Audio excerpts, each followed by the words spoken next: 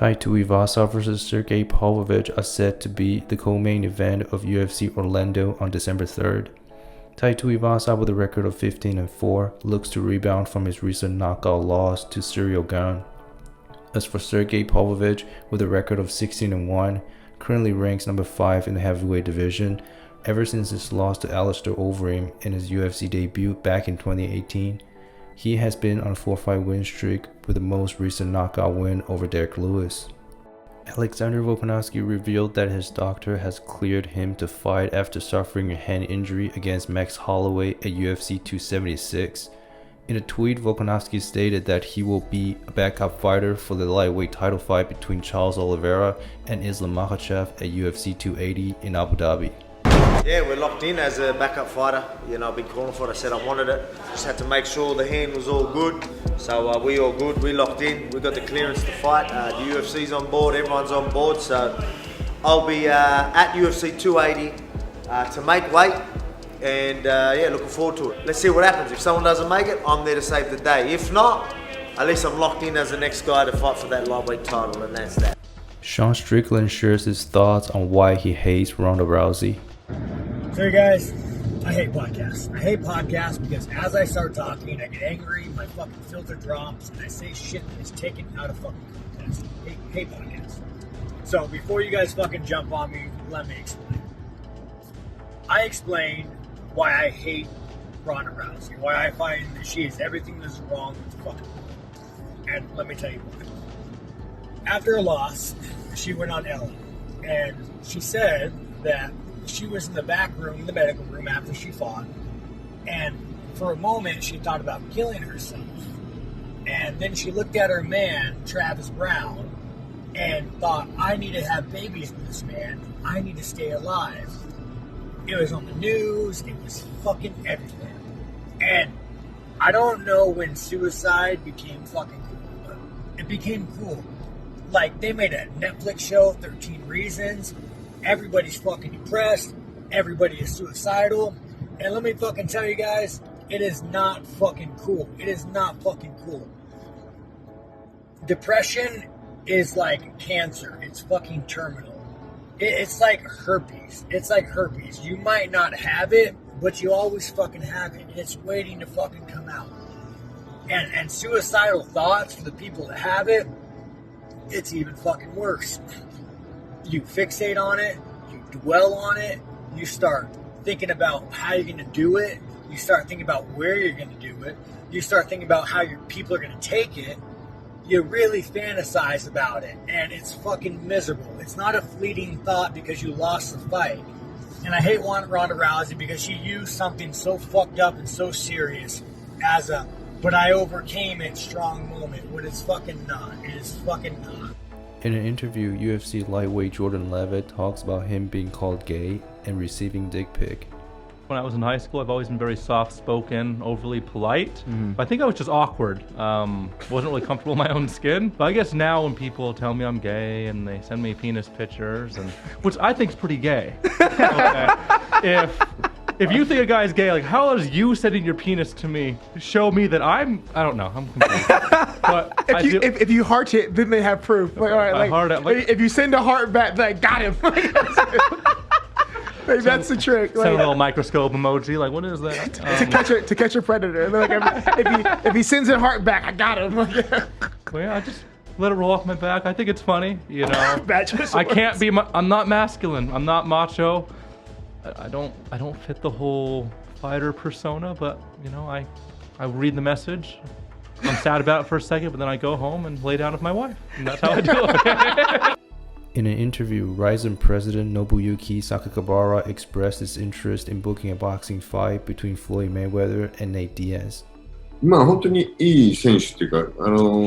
Yeah, so Nick and Nate and Nick, you know, they both have a great personality. Their fighting style is very exciting, and you know, we've known them, you know, since the Pride days. Actually, we've had Nick fight in Pride before, and we've known them from way back.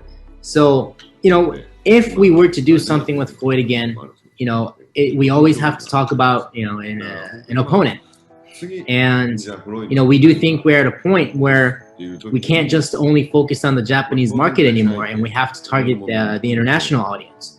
So with that said, Floyd's opponent doesn't have to be a Japanese fighter anymore.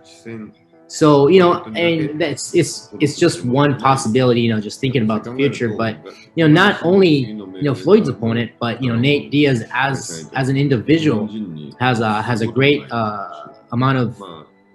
He has a great character, fight style, and he has a great following internationally. So as an individual, he would definitely be somebody we'd be interested to be talking to. Yeah, wow. I mean, I didn't even really put it together there that I guess there would be that possibility of Floyd versus Nate as an option for maybe a third, Floyd fight in Rizin. He did say he wants to fight MMA fighters continually and YouTubers or whatever it may be. So, I mean, geez, Sakakibara, that's a very interesting thought. I mean, how realistic do you think it is for you guys to maybe make that one happen? Diaz versus Mayweather in the Rizin ring. That's a crazy idea. Floyd, Floyd didn't. He didn't mention that he's only going to fight Japanese people in Japan. Obviously, his next fight in Dubai, he's fighting a British guy from the UK, probably a YouTuber or whatnot. But as long as we can provide something that people want to see and that people talk about, that is what, as a promoter, that is what we want to deliver. It's always nice to show the Mayweather exhibition challenges, and whatever we can do to exceed people's expectations, that's the goal in terms of announcing a fight. So whatever gathers attention, exceeds people's, surprises people, is what we want to shoot for. So with that said, it would be interesting to be talking to Nate and bringing up the idea to Floyd. ネイトとフロイドがやったら、アメリカのファンたちはどんな感触になる、どんな反響になると思います。So asking you, Drake, what kind of reaction would the North American audience respond to if we announced the Nate versus Floyd fight, exhibition fight?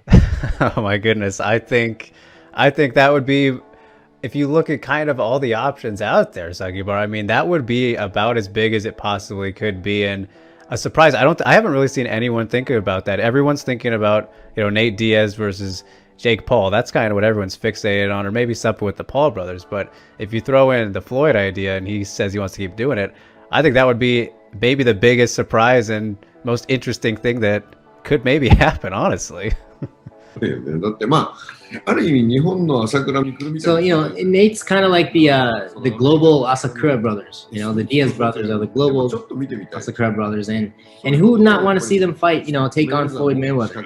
And Floyd's been doing. He's been perfecting boxing his entire career. Now he's willing to, do these exhibitions to fight different professions like MMAs, YouTubers. And it's right now. I think it's the time. That is what sells, and that is what people are entertained by. And these big competitions, exhibitions amongst different professions is something that really gathers attention and gets people talking. And like I said earlier, we need to not only focus on the Japanese market now, but we really want to focus on the North American market. And if these types of matches help us attract attention and globally, and especially in North America, that might be the thing that we want to do. Our angle, our way of making content is to entertain people and deliver the content internationally, and pretty much entertain the people who watch. So that's where we're coming from. That's where our ideas are coming from. See, the better chance of, if Nate Diaz even might have a chance of beating Floyd, and for us to promote that fact, that what if factor, is definitely something that we need to promote for these exhibitions against Floyd. So, making the people think, maybe, what if, that if factor, Nate Diaz can bring all of that. So we do think it's a great idea.